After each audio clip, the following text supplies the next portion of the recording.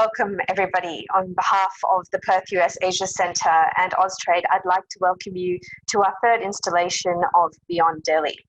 I'm calling in today from Perth in Western Australia on the banks of the Derribul Yerrigan, the land of the Noongar people.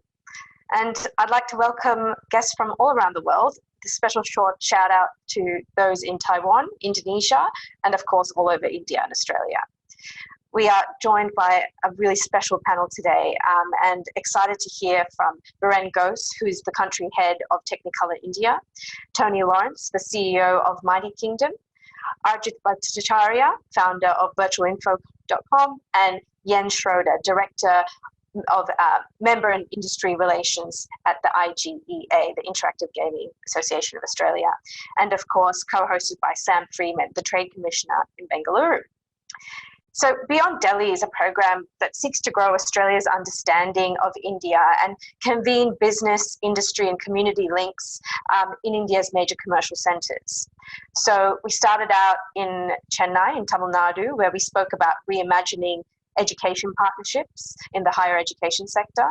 Then we went to Maharashtra and brought in Australian super funds, thinking about Australians as institutional investors. Today we go to Karnataka. In Maharashtra, Karnataka, which is home to Bengaluru. And why Bengaluru? Because it is India's Silicon Valley. And increasingly, it is being recognised as an important place in the Australia-India bilateral relationship. In fact, a couple of weeks ago, Prime Minister Morrison announced the opening of a new consulate in Bengaluru and opened the Centre of Excellence in Critical and Emerging Technology Policy. So we're in Bengaluru, situated in a really topical place for the bilateral relationship.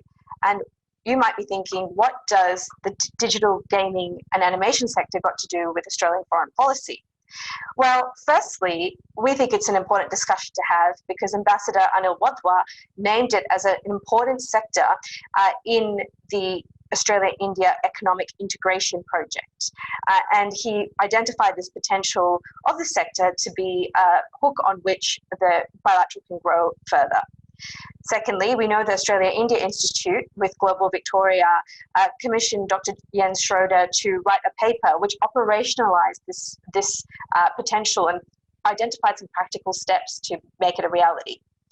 But the importance of this sector to foreign policy or even the Australia-India bilateral relationship isn't purely economic. In fact, there are strategic and security reasons that we need to bring the gaming sector into Australian foreign policy discussions.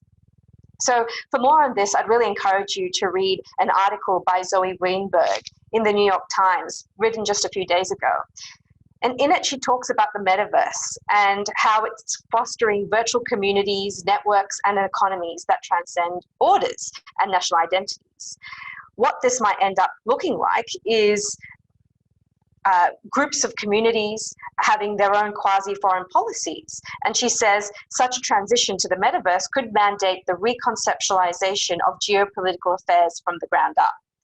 Importantly, when we talk about the metaverse, we have to think about who is building it. And those are our gamers, our animators, and our digital creators. And she notes that countries that maintain control over the technologies that create the digital infrastructure of the metaverse will have significant international leverage, such just as countries that command things like transport routes or oil supplies do today. So to start us off, I'm interested to hear from you, Sam. You're in Bengaluru. What is Australian interest in the gaming ecosystem? And do you think there's potential for Australia-Indian gamification playing a role in the metaverse? Thanks, Sonia, and also the rest of the team at the Perth USAsia Centre for partnering with ABEX and holding this webinar today. As someone that lives in Bengaluru, it's great to see an expanded view of India beyond Delhi. There's a lot of excitement and a lot of things going on all across the country, and we'll talk about gaming today in the context of Bengaluru. So just for a little bit of background, as mentioned, I'm the Trade Commissioner based here for Austrade.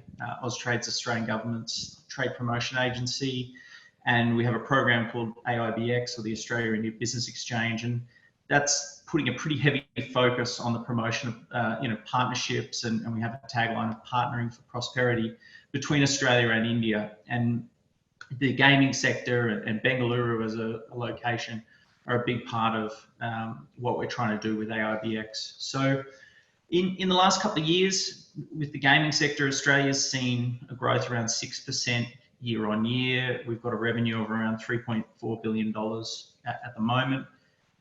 There's obviously, it's a long-term play because for a lot of people, this is a fairly new and emerging sector. For some people who have been in it for a long time, they doubt that. But I think for the wider population, this is something pretty new. But we've seen a huge acceleration through the COVID-19 pandemic with people being at home and taking more and more interest in their online lives. And, that's really kickstarted the metaverse, as you call it. So for us, I think we see India as, I think it's the 4th largest online gaming market globally. And there's stats, but really the thing in India is the growth. There's a huge amount of growth in India and specifically in Bengaluru. It's projected that it'll be double the size of the industry it is now by the sort of 2023, 2024. And, that's off the back of a lot of the proliferation of smartphones and low cost internet. I've been living in India for a long time and I've seen how quickly smartphones have become accessible and everybody has 2 or 3, there's multiple in every household, which is a huge move from where it was 7 years or 8 years ago when I first came here. I think we see about 250 startups in the gaming sector in Australia, and to our knowledge, there's around 400 in India. But with the scale and the rate of growth in India at the moment, by the time we end this webinar, it might be 500. Like they're so quickly emerging, and I think it's an ideal time and a really good opportunity for Australia and India to be working together on this, because we're seeing a 20% growth year on year around the world in this sector. And there's a really good opportunity for those startups in Australia and India to be working together. And India should be, for those startups from Australia, India should be your #1 market. And I say that biasedly as the TC sitting here in Bangalore, but with the rate of growth, with the number of startups that are emerging in this country, it should be the #1 place for Australian companies to be looking at. So that's just a little bit of background. I think we've got so many knowledgeable people on this webinar today. It's better to hand over to them to get into some of the details. So thanks, Sonia. Thanks, Sam. I'd like to now turn to Biren. Biren, you are also in Bengaluru. I'm interested in knowing a little bit more about the Indian industry and their international ambitions and how even countries other than Australia, Canada, the US, how those industries from those countries engage with the Indian sector. Thank you very much, and good morning, good evening, good everything to everyone on the call. Just delighted to be here for my 3rd or 4th interaction with Australian industry. We've had the pleasure of bringing 2 delegations there before. We've had the pleasure of having 1 delegation here to Bengaluru, and we signed with Melbourne an MOU that needs to get some post-pandemic dust off it and move forward. But in a nutshell, I think we're all part of this post-pandemic, if I can call it that, puzzle about how things have shaped in these last 1.5 years. And games has been a huge beneficiary of the fact that people were confined to where they were. I won't go into the detail about the fact that in the last year, we have seen downloads go up by 50% and time spent go up by more than 62%. And this is all well known and well published. I would like to start with 3 insights and 4 comments. My first insight is that as you see lots of stuff happening around casual games, which is 90% of what we see in the Indian market, like everything in the digitalization world, it tends to have a certain sameness about it. And I think what people are now looking to do in the next level of growth and opportunity is to see how to drive further customer experience, right? This whole CX factor, which is influenced by the social elements of what's happening on the internet and the access that people have across the country. is really going to drive the whole story.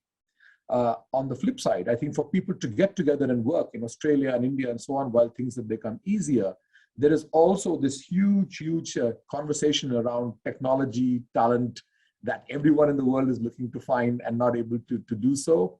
And I think, therefore, for us to collaborate, I think there are opportunities all the way from the creation of talent to the creation of content to the creation of distribution and so on and so forth. And I think we need to bucket them in those ways. To do that, we've got a $7 million grant from the government of Karnataka 4 years ago, half of which has been deployed in creating some things that don't exist, but a huge benefit to the industry here. We have a 200 camera rig just doing photogrammetry, and we've got now education institutions coming in there and looking at what's to be done. We were really inspired by seeing some of those installations at the university and research level when we came down to Melbourne. And I think we said that it's the government's jobs to build roads, and it's the private sector's jobs to buy cars and drive on it, right? So if I was to make the analogy, I think one of the things that we could be doing in a, if you like, an Australia-India corridor for games could be a fantastic way for us to really focus on something. And I will engage with Sam and Jens and Tony and everyone else to see how we can make that happen. On the, I think it's fantastic that we have the ambition on both sides to look at critical and emerging technologies. And I will send a special invitation through Austrade for the 3rd to 5th of February, when we come back with our first hybrid GAFX, which is games, animation, and visual effects. It's a conference that reached about 4,000 people a day, and I think members of the Australian consulate here have been participating in that before, and we'd love to see people come back and collaborate on that. The two other points I think that are really important is the Western world in Europe and the USA have leveraged Indian talent by actually setting up here, by collaborating here, and you know, there are companies like the one I work with that have actually managed to create a, if you like, a co-innovation, a co-production method by which the digital world allows us to seamlessly connect and leverage, you know, where work can be created. And I think in the pandemic, it has just become even more widespread as a network. So the Center of Excellence, which we have for gaming in Bangalore, it's animation, visual effects, and games, which is now 3 years old, of course, crippled a little bit by 1.5 years of the pandemic, has an incubation center, you know, for about 60 seats. It has got studios that have started up here. There are 71 startups when we last counted it. And, you know, I echo Sam's comment that I have no idea who started in the last 3 hours, but we have 71 startups that have really grown. You know, I am personally, you know, very keen to see what happens with esports out here. We have our first unicorn MPL that proudly has its logo on the t-shirts of the Indian cricket team and many other teams everywhere. And of course, we are also working. I'm speaking here today much more as a vice chair of the CII, the national you know, the gaming and animation kind of committee. But I've also been 8 years kind of driving the local association ABI, which is our government, which is the single body through which the government uses you know, its investment vehicles. And we are now in 27 colleges, et cetera, et cetera. So I do believe that the idea to continue this conversation, you know, we can't build a gaming empire in 1 hour, but I think we can sow some seeds here for sure. And I think that the appetite is there. The hunger from consumers is there. I think there's a critical mass that is already developing at a galloping rate. I would put the CAGR for games as somewhere in the region of 35%.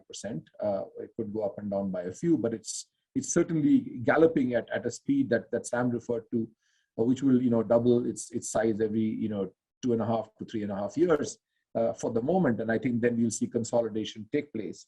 And my last point really here is that, you know, it would be fantastic if we can continue this conversation by Australia becoming a country partner at the biggest event that takes place in India, and to have all of you here physically and virtually, depending how that little bug that's troubling us behaves during this time. So I think with these words, I will just say that there is an opportunity, and I do believe, Sonia, that your comments about how this opportunity is larger than games is very true. I have predicted, and it is already happening, that people are using game engine technologies for virtual production of animation, of movies, of TV. It's all here and now. And companies like ours have been creating, for the biggest studios in the world, we've been creating, digital avatars and digital humans and stuff like that. And I think the metaverse is something which is arriving quicker than the film that you saw a certain gentleman announce the meta with, was actually substantially also worked on in Bangalore, 2 floors above where I'm sitting here. So everything is possible if we can put our hearts, heads, and minds together. And I'll just leave this open for questions and comments going forward. But thank you very much.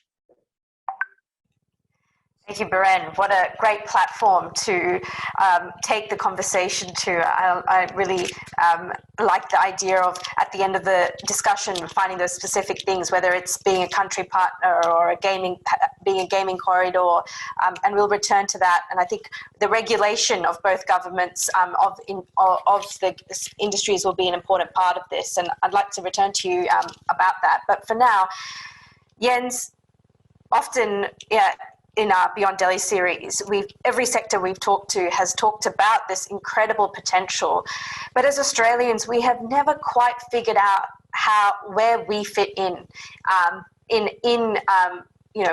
taking advantage of this scale or of collaborating or of partnerships. Tell us a bit more about your research into this, where the pain points are, and how you see we can make Biren's idea, what needs to be addressed before we can make Biren's ideas a reality. Yeah, look, thank you very much, and thank you very much for having me. So as you already pointed out, about a year ago, I was approached by Creative Victoria and the Australia-India Institute about writing a report into the opportunities that present themselves in the space of video games between Australia and India. And it really was an eye-opener, in particular in respect to the size of the market and the growth. Living in a country with 25 million people, compare that to the scale of a country with 1.38 billion people, there's some mind-blowing statistics in there, and it really was an eye-opener. That said, India offers certainly great opportunities, but also challenges, I guess, in terms of, say, monetization, for example. One of the challenges that you have is that some games monetize really well, say in the top 5 or so, and everything below that is finding difficulties in terms of monetization. How exactly that monetization is handled is another question. Credit cards are not very common in India just yet. As a result of that, you're going to find some other methods to monetize. So there is some challenges there. But in terms of opportunities, there's one point that Biren made that I would really like to echo. The Indian market is indeed shaped by a lot of casual games, by casino-style games, real money games, and so on. So there's a very sort of casual nature to them. But there aren't really that many games that are driven by, say, narrative, or that have sort of AAA qualities, i.e. big budget qualities, or that would tell an Indian story to an Indian audience, i.e. there is not really, say, a counterpart to the film industry which doesn't shy away to cater to local tastes and tell local stories to a local audience. And I think there is an opportunity here for Australia, in the sense that Australia has a very long history of making games that are of appeal to an international audience. It is an industry that, by virtue of its small market, is outward focused. 83% of revenue is coming from overseas. So there's this innate talent within Australian game makers to make games that appeal just to a global audience. And that always, there's a very sort of striking contrast here with my native Germany. When I did my PhD on games in Germany and Australia, a German developer told me, you can entertain Germans with an animated Excel spreadsheet. It's like, yeah, that's not really true for Australians. As a result of that, there's more of a global appeal. And I think there really is a great opportunity here to, to tap into that potential. The more so since the Australian government has now committed to very generous support incentives. So on a federal level, the government committed to the digital games tax offset, which grants you 30% rebate at tax time on eligible expenditure as long as you spend more than $500,000 in a game. That's on a federal level, and that was introduced in May this year, i.e. after the completion of the report. Ever since then, state governments have followed suit. In fact, South Australia, where Tony is based, had a very forward-looking role in that respect. They introduced a state-based offset before the federal offset, and then the federal government followed suit, but then also some state governments. So Queensland, for example, the government committed to a 15% offset, which you can combine with the 30% federal offset, which makes Australia, not just Queensland, but also South Australia, Victoria, and New South Wales, who all now have committed to this type of support mechanisms, one of the most attractive destinations for game development. And so we're at the beginning of a very exciting trajectory for the Australian games industry in terms of growth. We have already received inquiries from international stakeholders about potentially setting up a presence in Australia. And of course, it is something that also benefits local developers. Since December last year, the Australian market or the Australian development scene has seen investments worth more than $280 million. And that is just, those are just the investments that are public knowledge. I'm sure there's more going on behind the scenes, but we've also seen such exciting developments as Mighty Kingdom going public as one of 2 Australian studios. So there really, is a great opportunity here for Australia to support India. And in that respect, yes, there is the market, and that is a tremendous opportunity. And yes, there are some challenges there, but certainly should be considered. But then there is also the support of the Indian industry in terms of developing games, that go a bit beyond the limitations of the sort of hyper-casual games that are currently very popular in the market.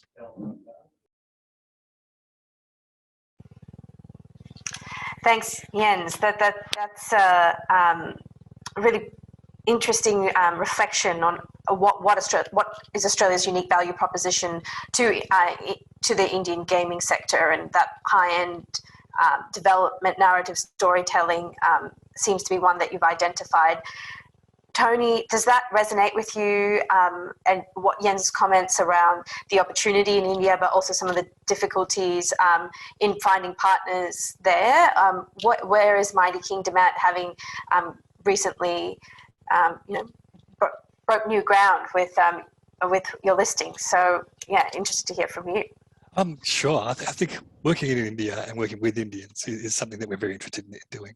We have collaborated with Indian companies before, particularly in the casual market. And I think to go from there, from what Jen was saying, is there is basically a minimum tax offset available in Australia of around about 40% based on operational costs. That will see a large investment, a huge investment in developing games in Australia. What I'd say to counter that, though, is the skill set involved. We're a gaming industry that has about 2,000 developers, and that's it, working professionally in the country. Probably isn't going to be able to cope very quickly to be able to come on to take advantage of that investment coming to Australia. And that's where we'd look to somewhere like India, who is famous globally for the skill sets they offer, particularly in games. As Biren outlined quite successfully there, that it is a country that's known very well for its large studios, whether that be Technicolor, or other studios, to looking at animation, at looking at game development and using game development technology. So it's a population that has a skill set and a skill base that is already supporting the games industry. And even if it's not done, that's the case. So that's one of the first opportunities for Australia and India to collaborate on, is that we're going to scale very quickly. We're probably going to need a lot of help in doing so. And India is a place which has the skill set to help us be able to do that. And the second thing, I think, again, coming from what Jens was saying, is that it's an interesting market. I think, like all Asian markets, it's very much its own thing. And I think there's a story I have from a friend of mine who had a publishing deal in China, a similar size population. The deal was terrible. It was a 5% return on revenue share. However, because the market's so big, 5% return or revenue share basically meant it was his largest selling game completely.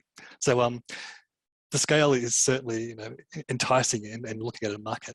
The difficulty with the Indian market is it's also very disparate and decentralized, and working and that has its difficulties, and someone from Australia who's used to working with European and US and North American markets, we don't have that experience.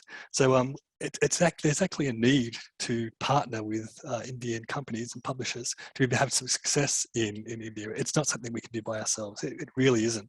So actually building that knowledge, or understanding what that knowledge sector is about, and finding companies that can help us do that would be a huge boon, because like as everyone has said today, the scale is so massive that there's obviously ways for us all to do well from that market.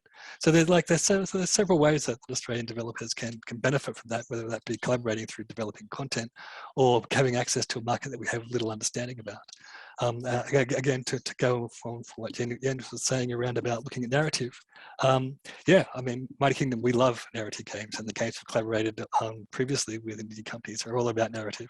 And culturalization specifically to India is something we'd be looking for. Quite clearly, we'd be looking for something similar, so we could also have those games elsewhere in the world. And as Biren said, let's make a cricket game. But I think that's only a small section of the world in real terms, no matter what we think it could be the largest game after FIFA. I don't know. Yeah, that's I guess that the spearhead of working with Indian companies to take advantage of that market is going to be huge. We all know that the other large technology companies, whether they be Microsoft or Google, has a very large interest in making sure that they're able to penetrate those markets, and even live streamers such as Netflix. Now, the interesting part of that when speaking to casual games is those large companies are looking to change for different business models. So again, having some understanding on how those business models, primarily a subscription business model rather than a casual IAP or advertising business model, will work with India.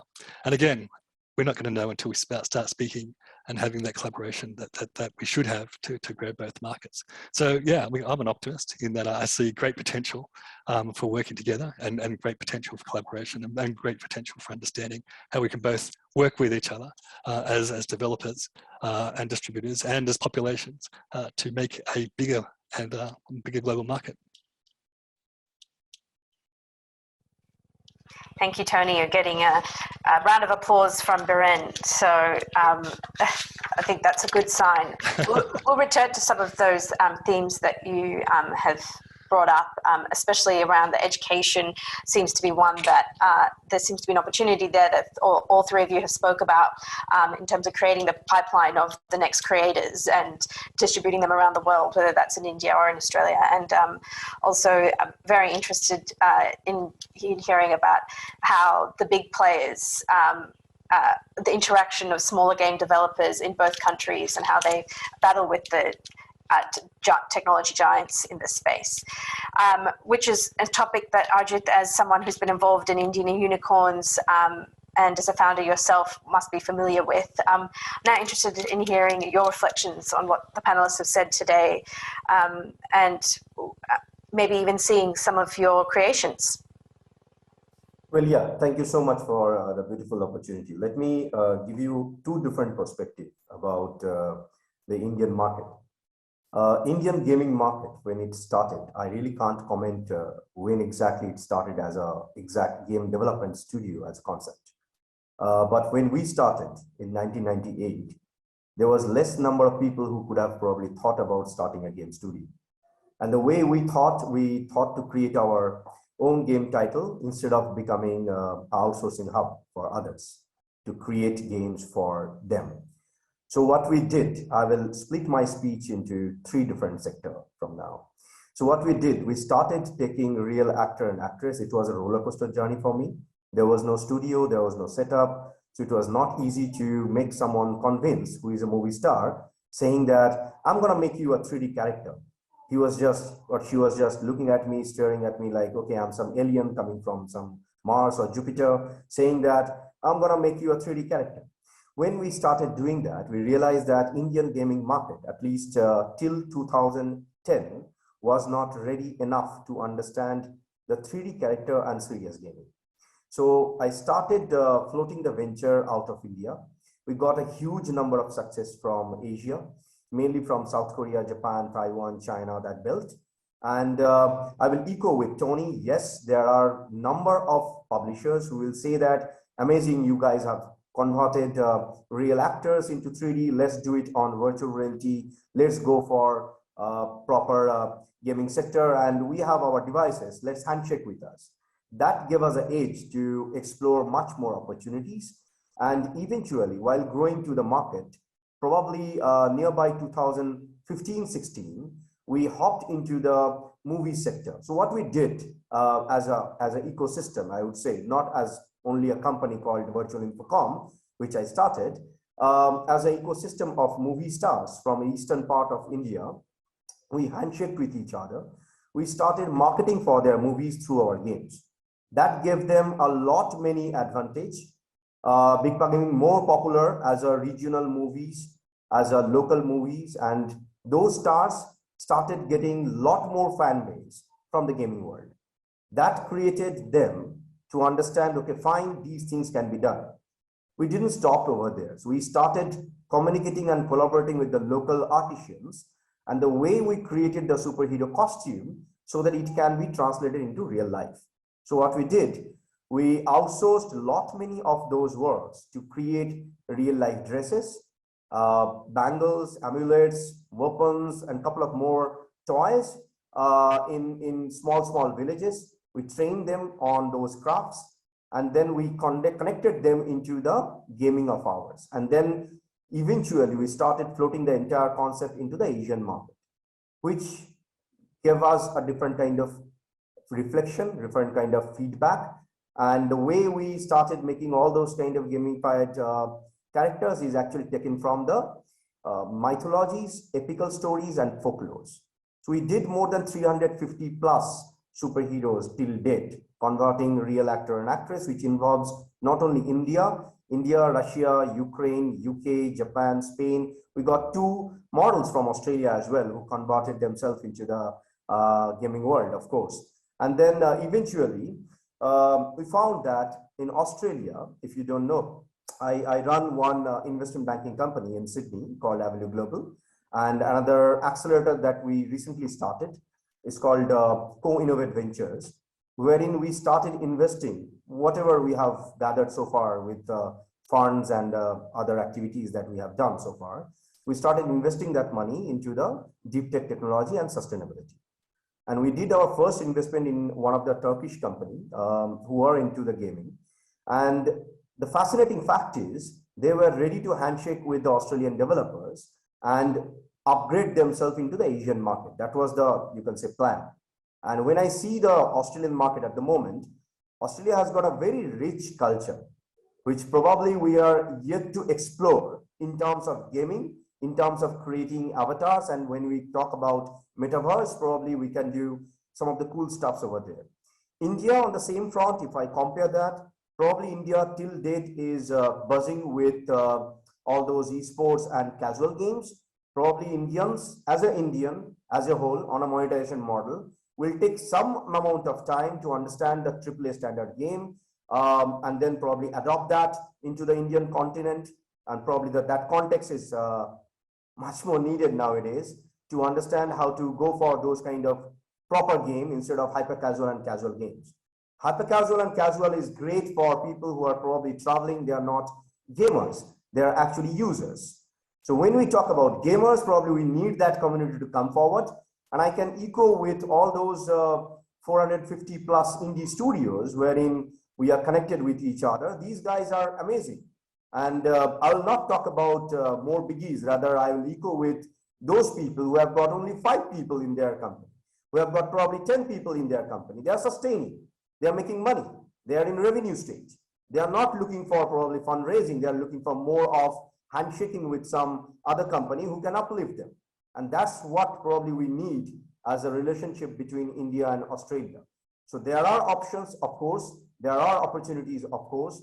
I have been talking to 2-3 different Australian past cricket captains. They are pretty open to probably become one of the character, make things happen. I have been in touch. In fact, one of my ambassador, his name is Bruce Hopkins, if you have heard about that name.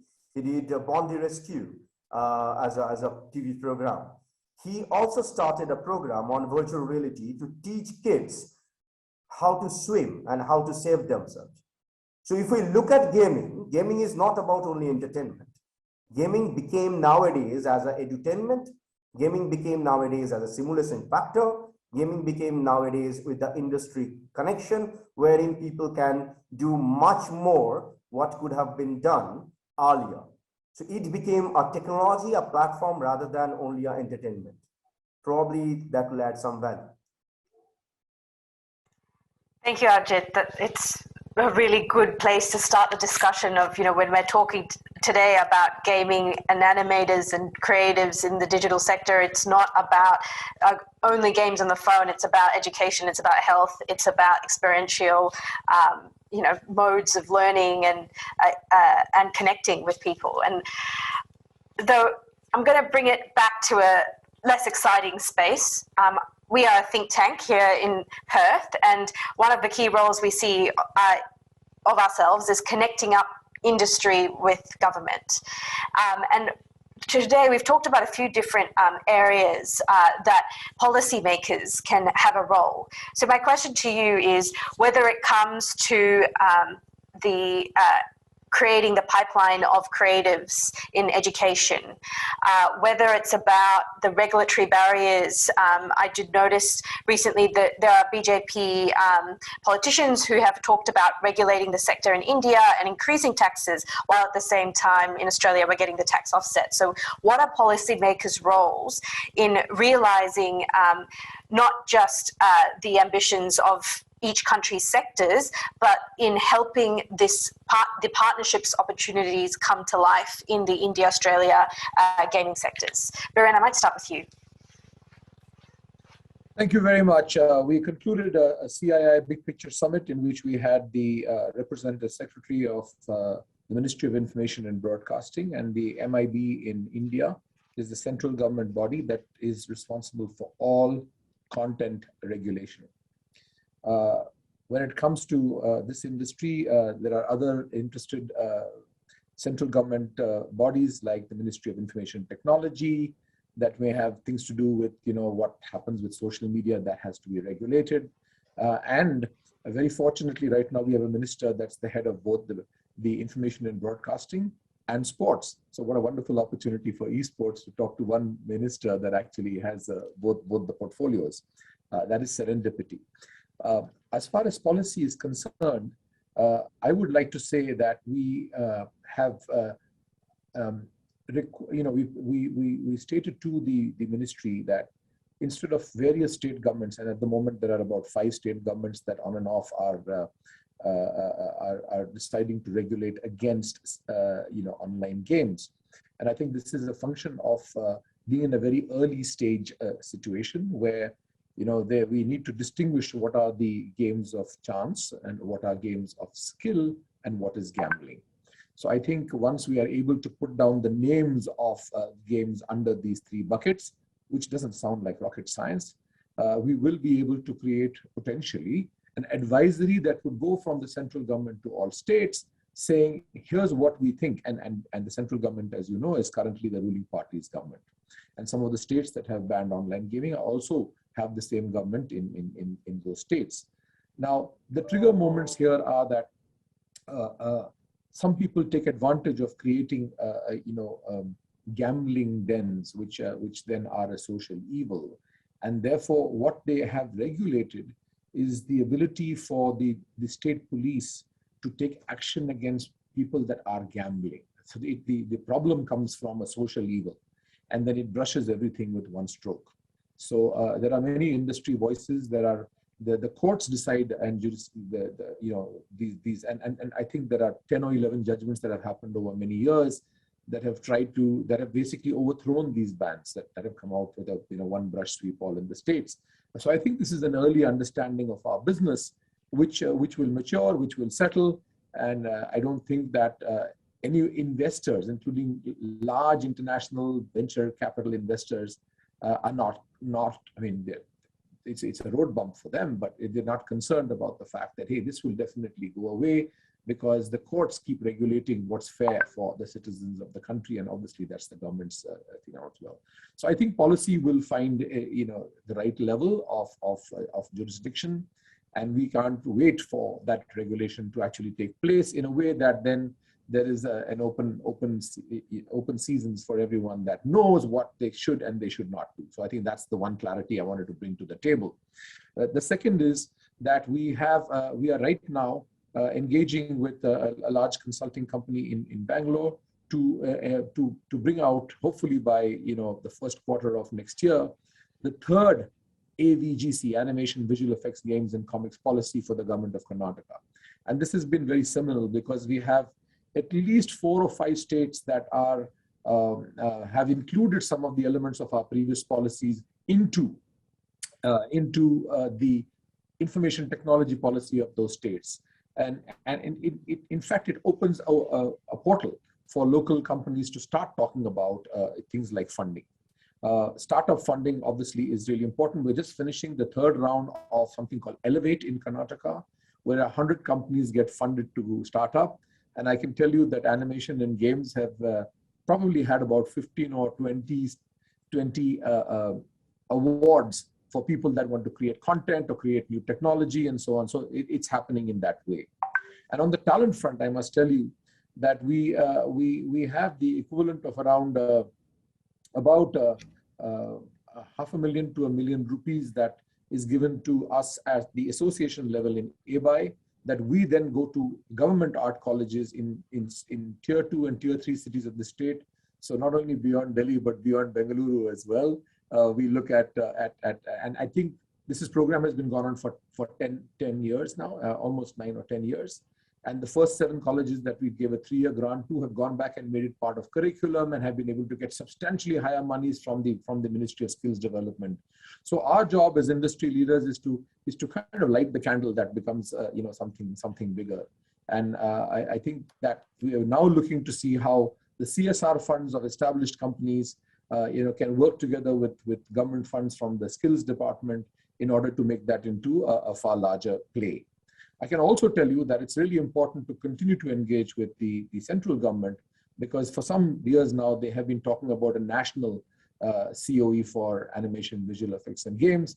I think the states in India, like in Australia, will all want to jockey to see which state gets it. You and I can guess, that one state has more tailwind than the others. But having said that, Telangana, which is, Hyderabad, has already worked with the software technology parks of India and put up a gaming, starting a gaming COE, which will take. And in the northeast of India, where we have 8 different states, the Prime Minister is very keen for those states to develop animation, visual effects, and games.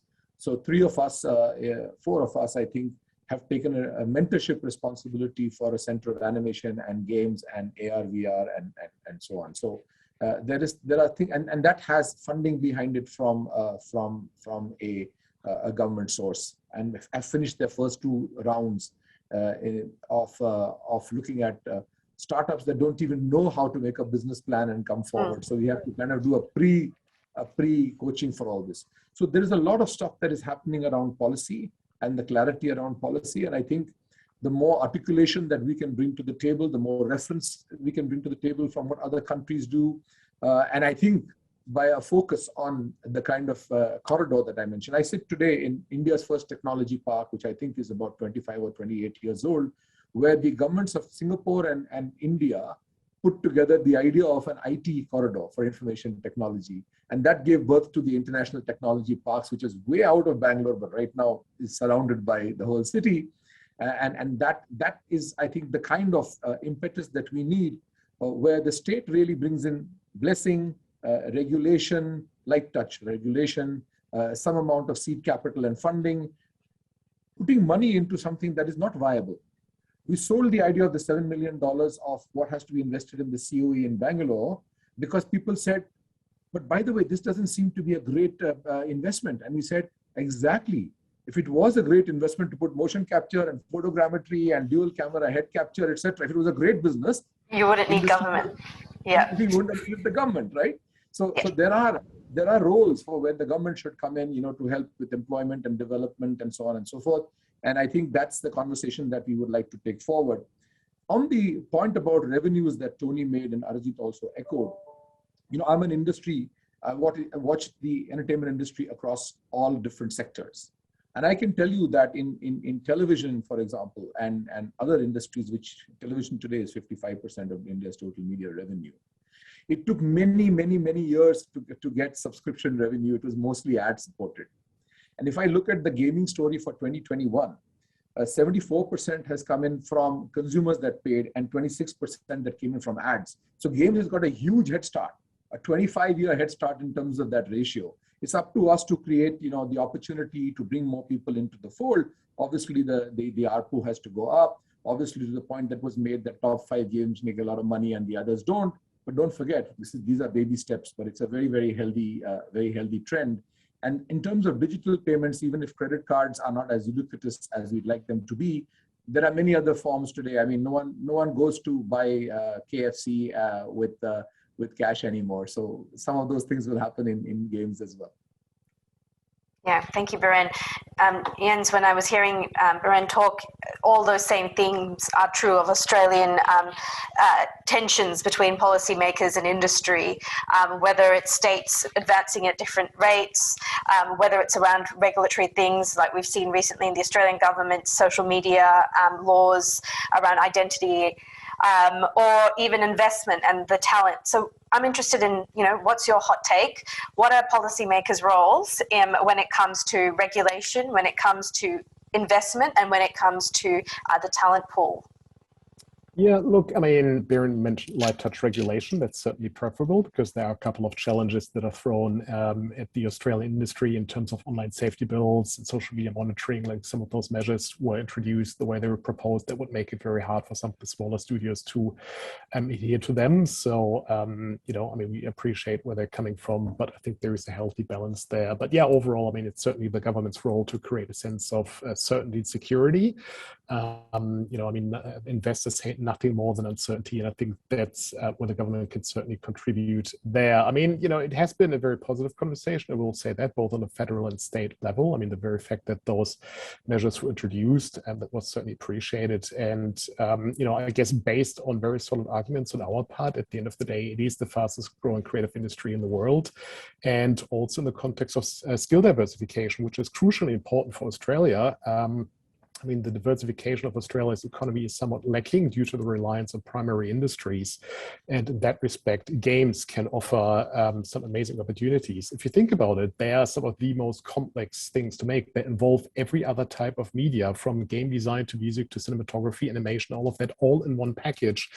And as was already rightfully pointed out, those skills transfer to a whole lot of other industries as well. I was having a conversation the other day with a Brisbane-based studio that's primarily doing simulation work and has defense contracts. They're using games technology, and it translates very easily between those two sectors. So in that sense, the government was certainly quite receptive towards that. But I think another thing that the Australian government can do, and which Victoria already has done, is targeted introductions to stakeholders in both countries. Tony already mentioned that Australian developers do need a partner in India, and I certainly agree with that in terms of culturalization and adapting payment systems and so on. Really, deep knowledge of the market. And I understand that the Victorian government has organized successful trade missions in the past, and I think that's certainly a path to keep pursuing. I've had very positive feedback from the people who've taken part in that, who highlighted those trade missions also to Austrade as a successful measure to bring the markets together. So, that's certainly something we should be looking into a bit more. Great, Sam, that's an opening for you there.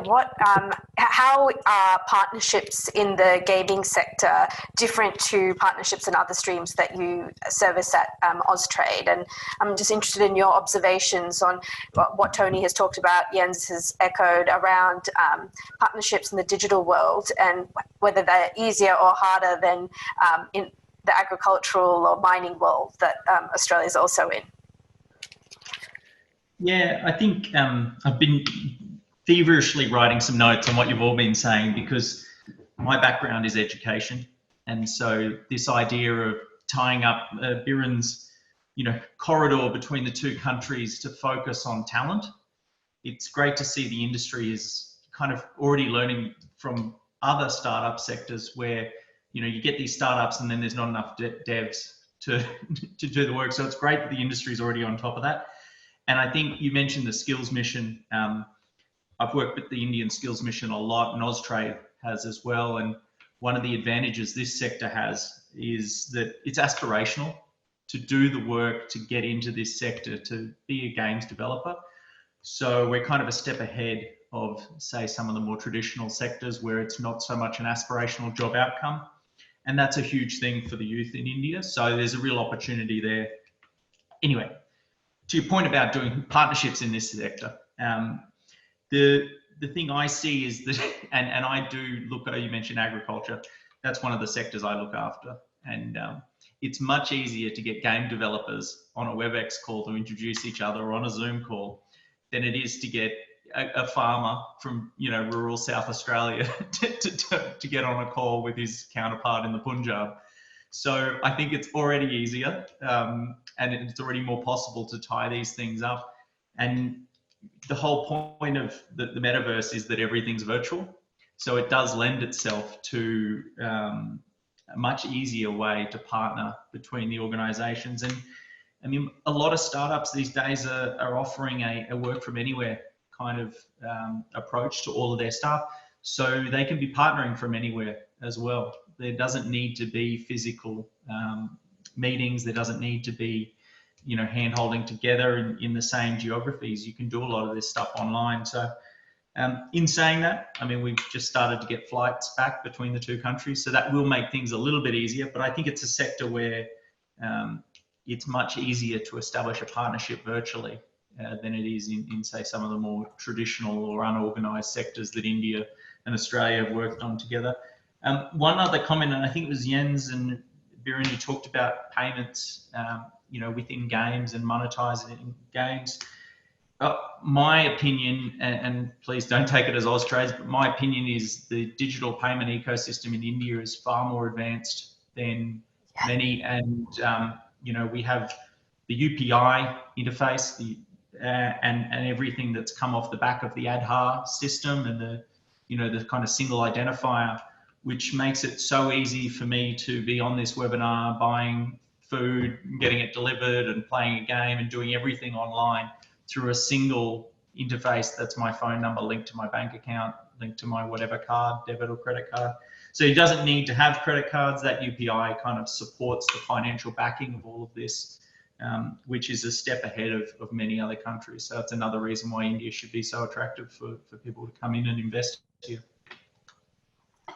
Thanks, Sam. I think you've really hit the nail on the head in terms of why we think this sector, or the digital sector, or even investment, is important to the bilateral relationship and economic integration. As many of you may know, India and Australia are currently negotiating a trade deal, and you know, when it comes to issues of agriculture or exports and imports, it's a much harder negotiation strategy when compared to economically integrating in the digital world. So we've got two projects for the Australia-India gaming corridor. One is, you know, sharing experiences of regulation across both countries. The other was, you know, finding where there are opportunities to build a talent pool for both industries. I'd like to pick your brain as an investor. What do you think the opportunity is for two-way investment, whether that's Indian investment into the Australian developing and game design, and whether you think Indian investors are looking to invest in gaming industries outside of India? Okay, so if the question is directly for the Indian investors to Australia, I think policy-wise, we need to update a lot regarding Indian investment, doing cross-border investments specifically. When we talk about bringing investment from outside of India in India, that structure is completely different. And as per my small understanding, spending in the investment world for the last 16 years, floated 3 different angel funds till date in US, China, and few parts of the other parts of the world. What I understand, investors always need their money back. So there must be a ROI, which people are looking at. And when we look at the fantasy sports or probably esports as a platform, and when we compare the same with a game studio, probably we are talking two different sectors which needs to be identified. One, are we talking about investing in game, or are we talking about investing in a game company? So there are two different concepts. If we are talking about investing in a game, there are short-term investment that is available in the market. We can go for safe investment. We can go for sometimes as a VC fund, if that is looking for mainly on the investing in the studio. If we are looking for investing in particularly in a particular game, probably we are talking about more publishers and much bigger players who are corporates who are looking for a money float with that particular game. Now there we have two different role players. One kind of role play can be done from the indie studios. Another kind of role play can be done from the established studios. And this is very much possible to go for a cross-border investment with India, Australia as a platform, as a trade and commission, as a body, as a technology, as a body. Australia have got many talents and very specific focus-oriented game developers and artists. When we compare the same with India, I will echo with Biren. We have many people in India who are qualified enough regarding making amazing games, amazing output. Probably what we lack the content part. As I'll be very honest, okay? Probably we need some kind of hype, some kind of encouragement to the studios to create proper AAA standard games from India. That's not happening much more, okay? We are more talking about MPL and then Dream 11, which is not at all related to such kind of game. I'm not commenting about betting. We have more policymakers who can actually comment on that. I'm not commenting on skill gaming. Rather, I'm commenting on proper gaming, which we have probably seen for decades and decades, which actually evolved humankind and created more money and created more skill set rather than these fantasy sports and skill set games. You know what happens when you create that kind of talent pool? You create AI engineers, you create network engineers, you create database programmers, you create data scientists, not only game developers or game artists or animators. So these byproducts usually evolve the market as a whole. And when we look at the investor perspective, there are impact funds who are looking at those kind of effects. So when we talk about bringing investment in a studio, a game studio, maybe a technology studio, this can only happen if we can show that bigger picture to the investor, how this can be done. So are we talking about the seed capital? Are we talking about Series A or B? It doesn't matter. In today's world, smart investors, they do understand how to invest, where to invest, and how to create name plus money along with that. I think that's needed much more rather than only money and grants. That's my small take from the industry, that whatever I have learned from my 95 countries connection. So far, so good. That was very valuable, and I liked what you were talking about storytelling and about the kinds of games that a gaming Australia India gaming corridor should aspire to. And as a foreign policy thinker, that really resonates with me, because one part of this discussion is, games are telling stories about our cultures, our communities, and about our values, and whether that's democratic values or our shared liberal democratic values of both India and Australia. And therein lies the interest of whether it's indie developers or even large-scale developers in both India and Australia competing with developers from the US or China, and asserting our own stories into the world, and for people to participate in that. Tony, is this something that you are seeing more of in your work? Or I'd just like to get your closing reflections on where this discussion has gone, and as a business, what you think the next step is to go from this really vibrant discussion, Jens's work in his report, to what's the next step to actually realize this in reality, not just virtual reality. Sure. I think look, there's a lot of learnings between the two countries, and there's a lot of similarities to some extent. I think when we look at the Australian regulatory regime, it is fairly light touch, and that's really because there hasn't been a lot of focus on games. And what we find is as Biren was saying, we get caught up in all kinds of regulations from adjacent industries rather than something dedicated to what games industry is like.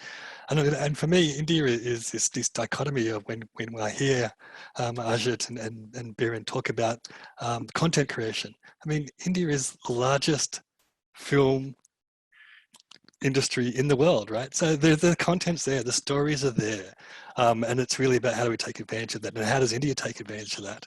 Now, what's different between the film industry and the games industry is the outcomes and the outputs, in that they are distributed globally with a click of a button in its simplest form. Their skills output can be used across many different industries. It's not just the film industry or the games industry, it's education, it's defense, it's many different adjacent industries. So essentially, if you're having an investment regime, and again, Australia's investment in games is fairly unsophisticated compared to that of Europe or North America, is in making sure that the education is around, well, here are the multiple different outcomes you can achieve by investment in games. So I think like between Australia and India, we're on a fairly close path in that our understanding and investment in games hasn't been too great, but that investment is coming. And as both countries clearly have expertise and a long history of developing content and telling our stories, why can't we tell them together? Thank you, Tony. That's a really optimistic note to end on. And for our public public attendees, you would be happy to hear there's a lot of chat happening between our panelists about taking this conversation beyond today's webinar and sharing this conversation with policymakers both in India and Australia. Thank you all for joining us. This has been a real insight for everyone to explore a whole new world of e-gaming and shared with such great expertise from Biren, Jens, Tony, Arijit and Sam. Our next installation of Beyond Delhi will be in Andhra Pradesh and focused on the space sector. We look forward to joining you then, but thank you very much to our fantastic panelists and to Austrade for helping put on today's webinar. Goodbye. And may I just say, Sonia, that you took us through the 1 hour like a knife through hot butter. So fantastic job on your part. Thank you so much. Thank you. Thank you, everyone. See you next time. Thank you so much. Take Take care. care.